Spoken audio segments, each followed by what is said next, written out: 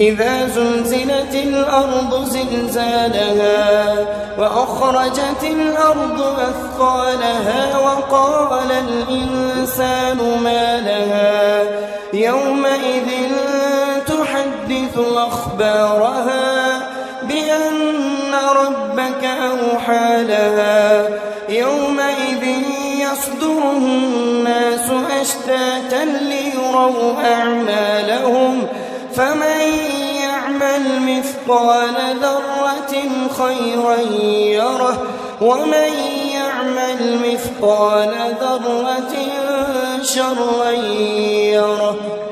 الله.